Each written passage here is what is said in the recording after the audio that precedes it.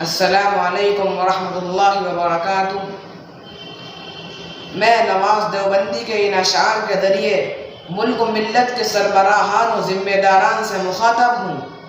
ہر فکر رکھنے والے سے، ہر درد رکھنے والے سے، ہر اس انسان سے مخاطب ہوں جو ظلم کو، کرپشن کو، فساد و بگاڑ کو ناپسند کرتا ہے۔ ہر اس شخص سے مخاطب ہوں جو اپنے سینے میں انسانوں والا دل رکھتا ہے۔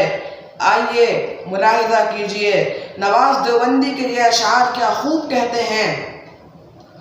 جلتے گھر کو دیکھنے والوں پھوس کا چھپر آپ کا ہے، جلتے گھر کو دیکھنے والوں پھوس کا چھپر آپ کا ہے، آگ کے پیچھے تیز ہوا ہے، آگ مقدر آپ کا ہے، اس کے قتل پہ میں بھی چپ تھا میرا نمبر اب آیا، اس کے قتل پہ میں بھی چپ تھا میرا نمبر اب آیا، میرے قتل پہ آپ بھی چپ ہیں اگلا نمبر آپ کا ہے۔ السلام علیکم ورحمۃ اللہ وبرکاتہ۔